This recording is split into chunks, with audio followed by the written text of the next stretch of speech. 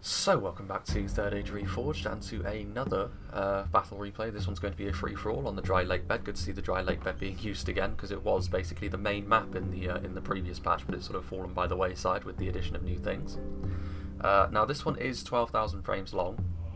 Was sent to me by HD 1080p from DF, and I think based on its length we will probably, I might even release 2 videos on the same day whenever this comes out, which is likely to be Tuesday. Coming Tuesday.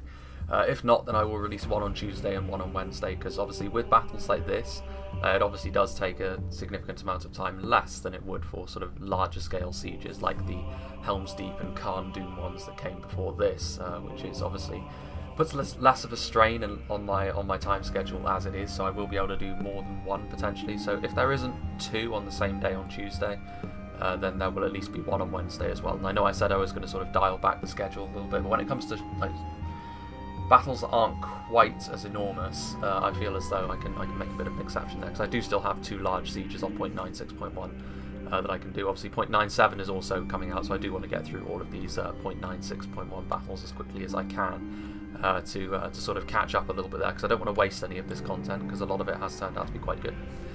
Starting off with HD 1080p's army, as we can see, he is playing as Rune. He's got some very ag mercenaries here at the front. Very good in a skirmish fight because of that shield value that they have. Very efficient for the most part, but they don't do the most damage, it must be said. So they are sort of the quintessential human archers in a way, sort of main line. They'll be good at sort of absorbing punishment, but not necessarily as good at dealing out damage as some of the sort of elven archers, for example, or maybe even the Khazad orc hunters.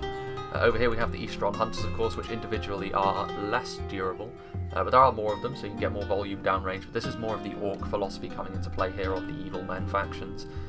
Obviously quantity over quality very much so, but they can still make a very good skirmish line just because there are so many of them. There's another unit of very ag mercenaries down the end there as well. The classic Rune front line is going to be seen here as well, of the Gamp Rim and the Flag Rim, both working in tandem. So obviously you've got the AP phalanx that the halberds offer you, and then you've got the solid line infantry with the AP that the Flag Rim are. Fairly expensive, all things considered, to have this many of them, and you can tell this from the fact that the rest of his army, he's maybe saved a little bit of money elsewhere other than the cavalry, but even so, it's still a very good front line, provided they don't get flanked. Obviously in a free-for-all, it's much more likely your opponents are going to try and go around your carefully crafted phalanx on the front line.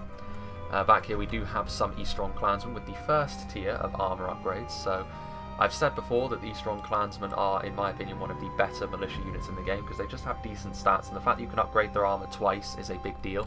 It means they can often outperform sort of their fellow lower tier units, and can even do decently in certain situations against sort of more traditional line infantry units. But even so, you know, you do still have to remember they are militia units, and there is a limit to what they can accomplish. Back here we do have some Balchoth tribesmen, obviously, the javelins. Very useful tool, and obviously quite a lot of the evil men factions have them. Rudour, Harad, Umbar. This is Rune's answer to this. They do have a slight shield value, but they're still pretty fragile, all things considered. You definitely want to get them into the right position to use their ammunition, and he's got 2 units of those. Back here, this is not the general. Those are 2 banner carriers, but he has got the Dragon's Wrath crossbowmen. Risky on an open field like this, because they can be difficult to get into the right position to use their ammunition, but of course they can be extremely devastating if you get them into the right position. Obviously it's like a sort of medieval shotgun effect that they have with the fire ammunition. They can tear through entire units. They're not half bad in melee either, but there aren't very many of them, so do bear that in mind, that they will be able to fight their way out of some situations, but if they're overwhelmed, you know, they're not going to be able to last too long. And then he's got 2 units of cavalry, so over on this side he has got the Dragon's Wrath Warlords, the multiple HP Lancers.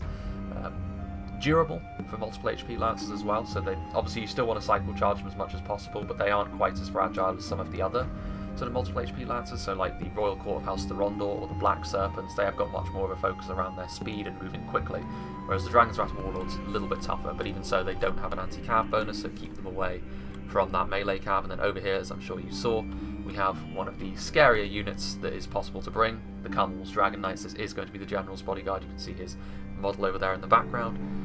In my experience, one of the toughest knights there is. I think the Knights of Illuminus are tougher still, but the Carmel's Dragon Knights can take an incredible amount of punishment, and obviously as knights they can also be devastating in melee against other cavalry, and of course off the charge.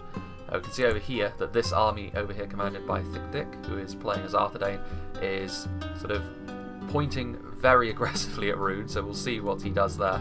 Speaking of which, we do have the Knights of Illuminus, so we could have a Battle of the Titans. It's not going to be the General's Bodyguard either, so they can be used freely. Obviously, ever since Vanilla, they've been one of the strongest cavalry units that it's possible to bring. We've got the Grey Company as well, which is a fairly... Is this the General? I think it is, you know. Yes. So the General's going to be in the Grey Company, which is a bold move, because you sort of need to keep them moving around quite a lot, and they, obviously as mounted rangers, they can be quite fragile, but they can also be very, very devastating in the right sort of situations, but they need to stay away from the runic foot archers. We've got some dismounted Knights of Illuminus as well, obviously very, very powerful melee infantry units. There's a lot of AP that Rune have brought to the field today, but even so, the dismounted Knights of Illuminus are tough enough that they can tank quite a lot of that. Illuminus Gate Guards, they aren't quite the monsters that they used to be in previous patches, but they are still a very strong pike unit, very similar to the Wardens of Tir and Gorthad from Cardland. Very good sort of anchors to your line. Lots of Arthedain pikemen without the armour upgrade, and you can see that some of them are lacking a face, but you know, they're not Barrow Whites, I assure you. We've got some Arthedain marksmen here on the front line, again without the armour upgrades, but I think the Variag mercenaries would probably be slightly more efficient than these guys when they don't have their armour, but it's a close run thing, honestly. But Rune have got more foot archers in general, so the skirmish fight is likely to go in Rune's favour if it lasts too long.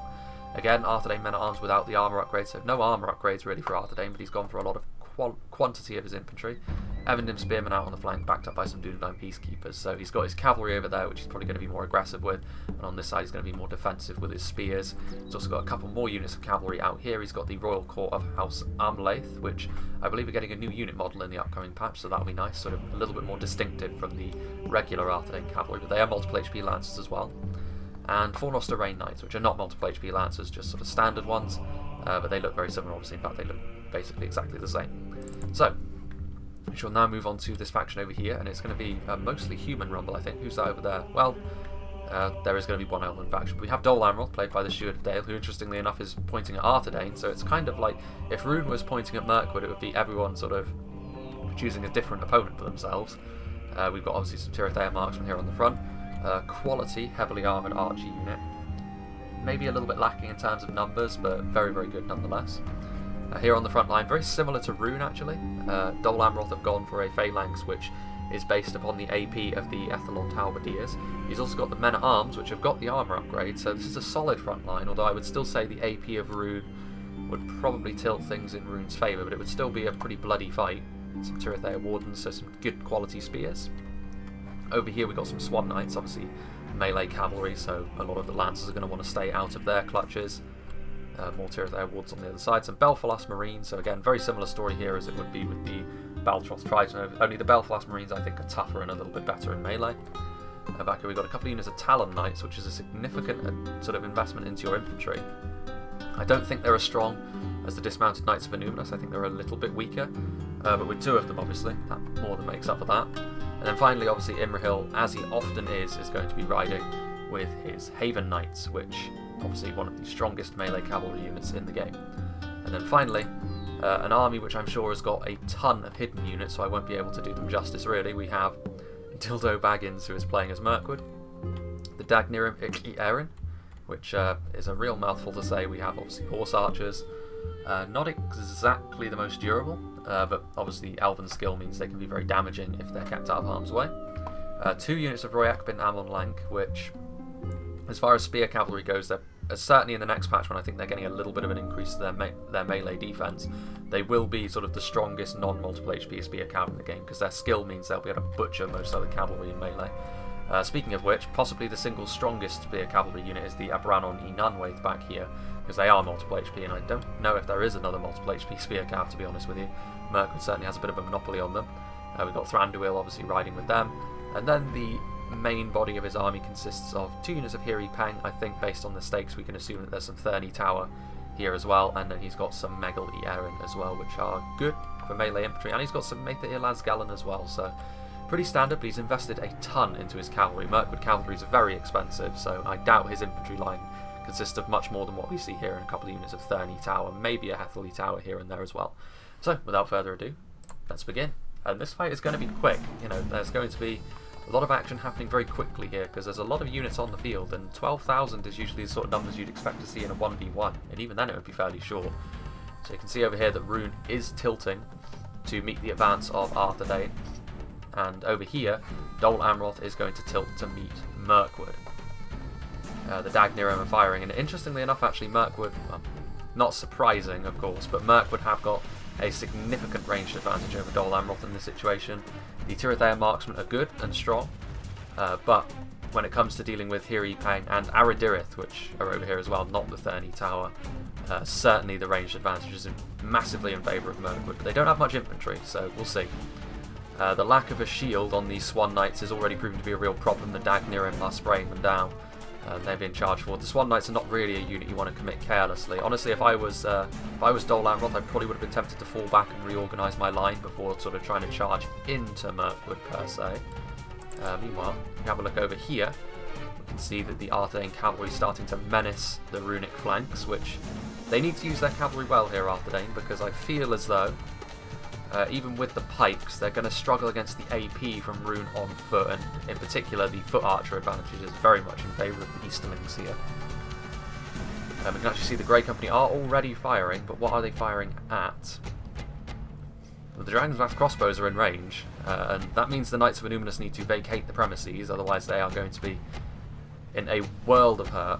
And if Arthur Dane lose their knights this early, then Rune will be setting themselves up in a very nice position in this fight. Oof. He's actually going for the Grey Company. He actually missed the General. The General's all on his own out here, but he got a ton of the Grey Company. The problem with killing only half a unit of range, of course, is that they maintain their ammunition. It would probably have been better to go after the Knights. Meanwhile, we can see that there is a cav advantage over here. The Haven Knights are charging in. Actually, let's just turn things down a little bit here. The problem that I would say in this sort of situation for the Haven Knights is going to be that they're going to be hugely outnumbered. And honestly, if I was Mirkwood, I'd be real tempted to just keep my cavalry in melee with these Haven Knights, because you can overwhelm them. The Royakbin are not a unit which go down easily in melee. They've got very high elven skill, nice anti-cav bonus, and it's a shame that the Abranon Nanwe are sort of staying at home, as it were, because if they were over here, they could assassinate Imrahil here, and I think the Swan Knights are already basically gone, because I'm not seeing them. So that's a real loss, and that means Dol Amroth only have one cav unit, and Mirkwood have invested so much in their cavalry that they certainly need to make their cavalry do a lot of the work for them.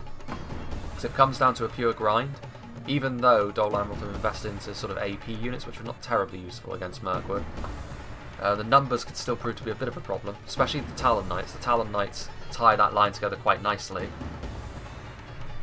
and the Megali Yeren will not be a match for them. The Abranon are now starting to move, and actually it was interesting how the Royakbin fell back and left the Dagnirem to try and deal with the Haven Knights, because the Haven Knights are going to be able to cut their way through horse archers all day long. Meanwhile, let's go back up to 1 speed and see how Arthur Dane are going to respond to the casualties they've already taken. The Dragon's Wrath crossbow is obviously grilling a lot of those Grey Company. The Grey Company are now shooting into the Baltroth Tribesmen. Not a bad target, especially from behind when their shield value isn't coming into play.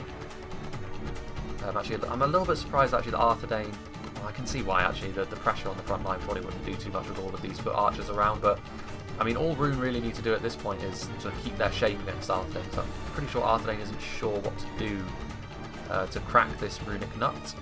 Meanwhile, we can see that the Haven Knights are still fighting well against the horse archers. The Royakbin need to get in here actually and do something. The Abranon Nanwe are coming in, which should bring about the end of the Haven Knights, considering all the damage they've already taken. But once again, I feel like this speaks... I'm not sure whether this... Surely, you know, if you're in DF, you probably know what you're doing, but even so, the Haven Knights could be overwhelmed at this point and destroyed. So I'm a little bit surprised that he's trying to cycle in and out, especially with the charges being so impotent so far. But this is what Dol Amroth wants to happen.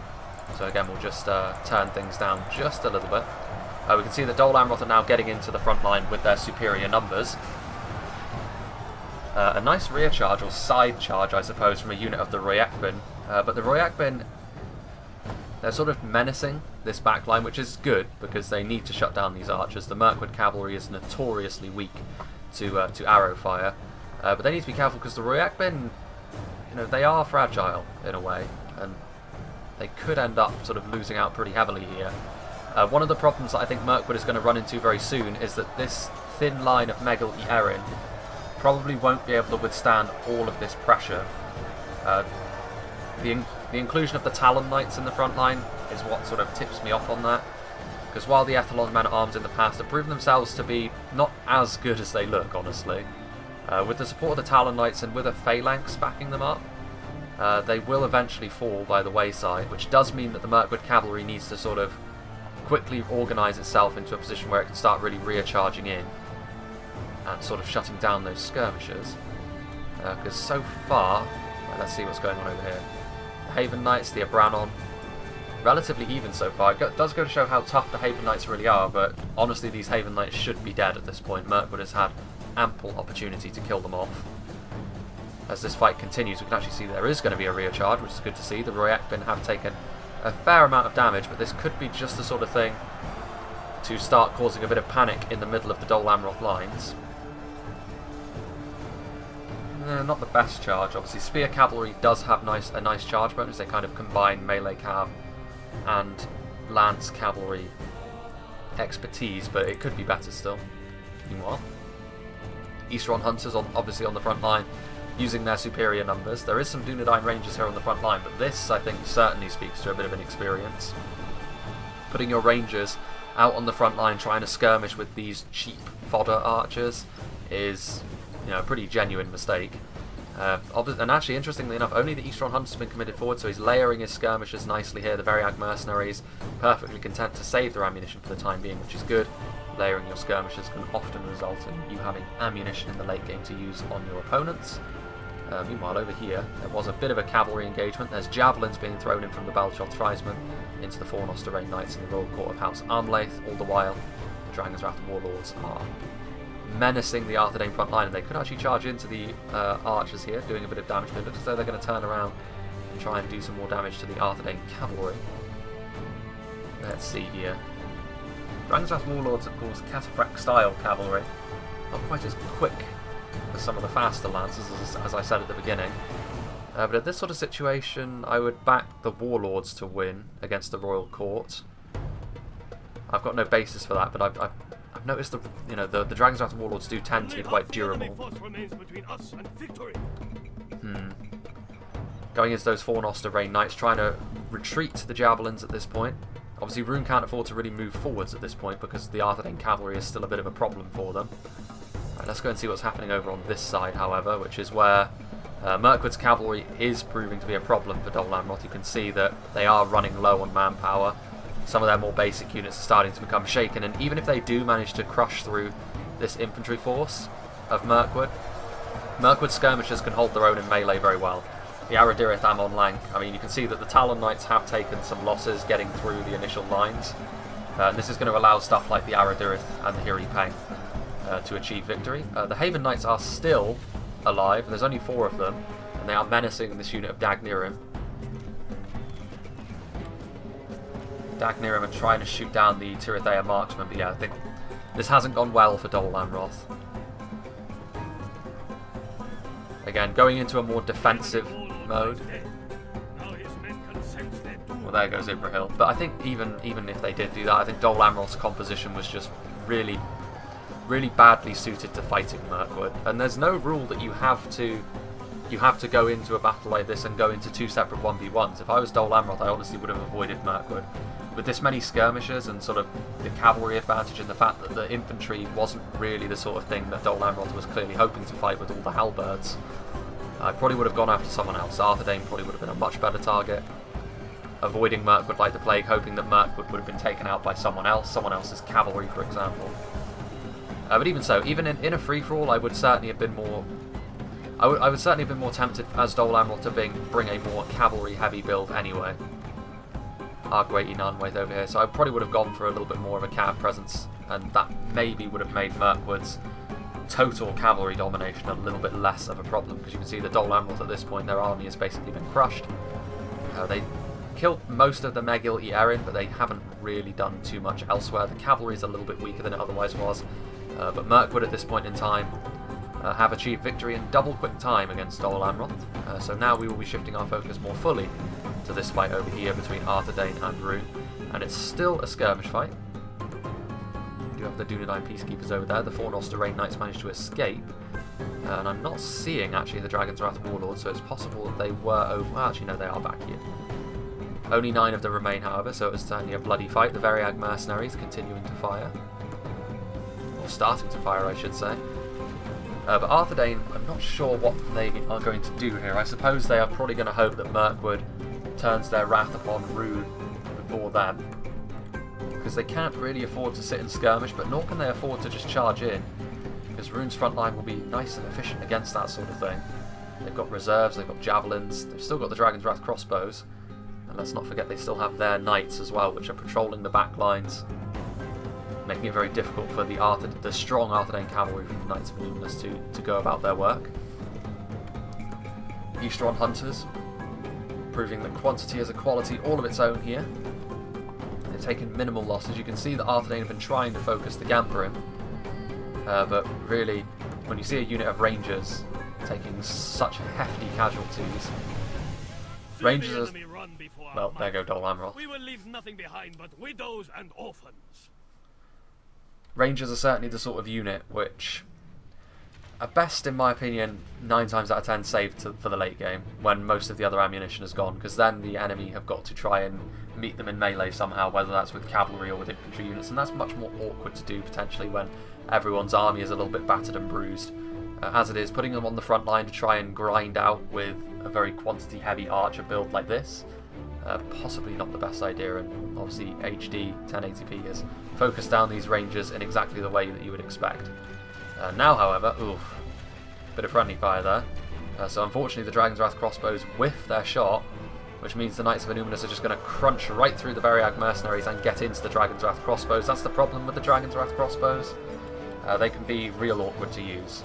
Not the most user-friendly unit in the world. I've seen so many times them be so frustrating. They've had the potential to do so much, and yet so often they whiff. The Knights of Illuminus actually falling back to their own lines at this point. They managed to do some damage to the Variag Mercenaries, but very little else. And the Grey Company still struggling, which is unsurprising against such an archer-heavy build like this. What is going on over here? We can see some javelins being thrown. It is going to be a fight between the Fornost Arraign Knights, Royal Courthouse Armlaith, and the Dragon's Wrath Warlords once again. Bit of friendly fire from the javelins, but also killing off more of the Arthedain cavalry, which is going to be more of a blow for Arthedain than Rune. Rune, I imagine, will be very happy to just sort of sit here. Javelin's doing a good job there, the AP, but Rune have got another problem, roving in from the northern section of the map, and that is Mirkwood. Not sure how much ammunition in their archers Mirkwood actually have left, but if they have a considerable amount, then there's going to be a serious problem. And actually, Arthedain, seeing this as an opportunity, is going to start to move forward. The Carmel's Dragon Knights charging into the Arthedain marksmen there, doing some nice damage. However, the Knights of Illuminus also taking this opportunity to charge into the Dragon's Wrath crossbowmen once more, this time doing a good amount of damage with a direct charge. And this is a real battle of the titans here between the Knights of Illuminus and the Carmel's Dragon Knights. Very even, but with honestly the Dragon's Wrath crossbows support in melee. That is the sort of thing I would expect to, well, now not, because the Avendim spearmen are here, and that would certainly tilt things in Arthedain's favour pretty substantially. As Arthedain's infantry continues to push forwards. The Grey Company starting to fire into the back line, so now Rune is going to be locked in place for when Mirkwood starts to advance forward, although Mirkwood, to be fair, could at this point just leave these two to whittle one another down, and then, based on how thoroughly they beat Dol Amroth, they would certainly be the favourites in the late game to go on and win that. Fight between whoever it is against... Well, there goes the Arthedain general. The Grey Company were caught by the Dragon's Wrath Warlords in melee. Carmel's Dragon Knights continuing to chase. Some Eastron clansmen also doing so. They don't want to put too many units in pursuit of the Knights of Illuminus. The Dragon's Wrath crossbows are being hounded by those Knights of Illuminus, actually. But the initial lines, actually, that Arthedain have sent in have just been utterly wrecked by the runic front line.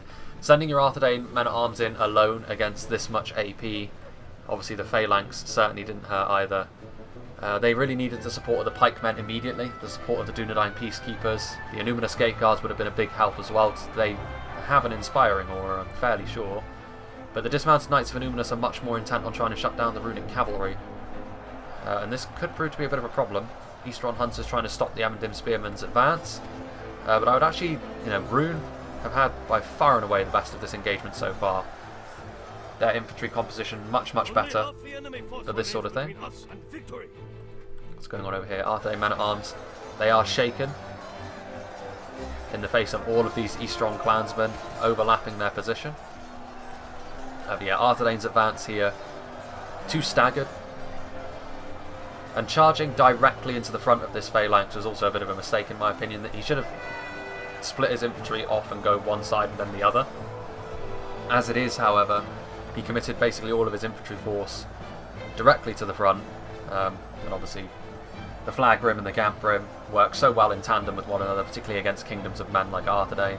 Over here, the dismounted Knights of Annúminas are starting to be accosted by the Balchoth Tribesmen, doing some nice damage to them. They were shaken for a moment there as well, which is an impressive thing to inflict on dismounted Knights of Annúminas. They are going to charge into the rear of this line over here, which will be a bit of a problem, honestly, for Rune. They do need to shut them down, but you know they're going to be under basically constant pressure from the Balchoth Tribesmen as soon as that one Grey Company gets removed from them.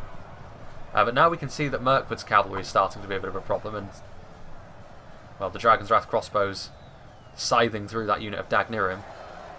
But Rune does now have to deal with the fact that Mirkwood are almost certainly going to be putting pressure. In fact, Mirkwood have been a little bit too passive at this point, because Arthedain honestly had a very similar experience to Dol Amroth here, where they charged in and were immediately rebuffed in several locations, and now Rune are just going to wrap up the line and deal with some of the stronger targets like the Annúminas Gate Guards and the dismounted Knights of Annúminas. So actually I think there's only 24 of them. They're scattered.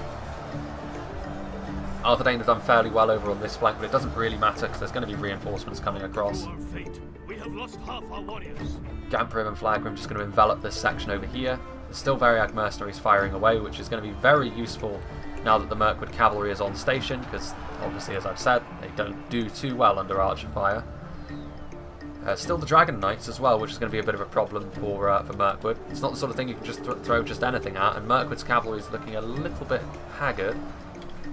And over here we can see the Abranon trying to do some damage there to the Flag Rim. Pick up some kills. Mirkwood's army's looking pretty small though. They need to get in here, I think, because Rune may very well have the numbers to just overwhelm and envelop Mirkwood at this point in time. In the background, you see some Arthedain men-at-arms here and there that have returned from routing, but things aren't looking too great for Arthedain. All of these clansmen proving to be a good second line here, just being committed where they're needed. And they'll do a decent job for you in most situations. I really do like these strong clansmen as a unit. Back here, the Variag mercenaries in melee, actually holding their own, but then all of this cavalry is now very depleted. Mirkwood's cavalry. It's very, very good. It's very strong, but it's not got the most staying power. It's a little bit fragile over the course of a battle, mainly because of their weakness to archers. There goes the Runic general though. The Abranon turning their attention onto him, and that means Mirkwood now will have the fast movers for the remainder of this fight. How much they can actually do remains to be seen, however, because Rune do have plentiful halberdiers with that anti-cavalry bonus. Arthedain is still kind of alive. I think they've got a few sort of individual units. The Dragon's Wrath crossbows still being charged. They've obviously been focused down. Very much like the Witchers, they often tend to get focused down like this. They have done some damage throughout the course of this battle, but against the targets they were facing, I'm fairly confident in saying that they didn't pay for themselves in terms of their florins. But then that is somewhat difficult to quantify, because you could say that they took attention away from certain other units which did do a lot of work. So Megali Erin's still alive.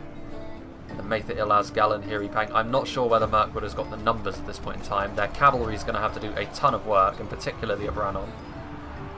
Arthedain is still technically alive, but it's only one unit of these men-at-arms, which are about to be routed, you would imagine. Yeah, there he goes. Arthedain are gone. They have only half their men left. Mirkwood only just falling below half, however, and they do still have units like the Argoet Inanweth and the Aradirith somewhere, and they have some ammunition in their Maitha Ilaz Galen as well. So this will be a good test, really, of how strong Rune's infantry is. Now there's more Megali Erin over here, though, so it's actually Mirkwood have got a little bit more left than I initially thought, so I think Mirkwood are going to pull this out. Yeah, the AP as well isn't going to help as much against Mirkwood. Mirkwood's like hero units over here do have some armour to them, but not nearly to the same extent that the Kingdoms of Men tend to rely on that sort of thing. And ultimately I think the Elven skill is going to be too much here. Especially when it comes to units like the Argueti Nanwaith, which at this point in time Rune don't really have an answer to. More Megali Erin just sort of filtering in. And we are now very much into the final phases of this battle. The Abranon are still alive. There's only 5 of them, but at this point in time, even counter charges or rear charges like that are going to be significant. These runic troops over here are now fully enveloped. The Aradirith coming in. The Aradirith honestly might be my favourite Mirkwood unit. I love the fact that they use a big two-handed battle axe. Well, there goes Thranduil. No general escapes with their lives from this battle. You know, the Rune Infantry is doing a decent job here, but ultimately they were always going to struggle a little bit. While they were basically perfectly suited for fighting that Arthedain army, a little bit of debate there because of the pikes, and the Arthedain advance could have been a little bit stronger.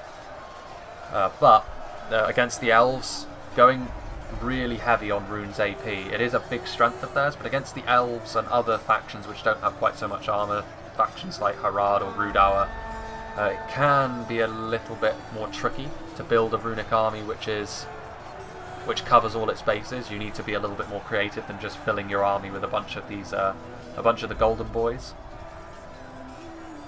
In that sort of situation, you perhaps need to look into going a little bit more quantity heavy on your infantry, and then going for some of your more special units. Maybe some chariots, for example, would be good against the Elves once they get rolling. But obviously Mirkwood winning with the most kills. Dol Amroth had a torrid time in this battle, I must say. Their advance was... Again, I'm not sure whether they could have done much against that sort of Mirkwood composition. With the units that they had a cavalry disadvantage, which you don't often see as Dol Amroth.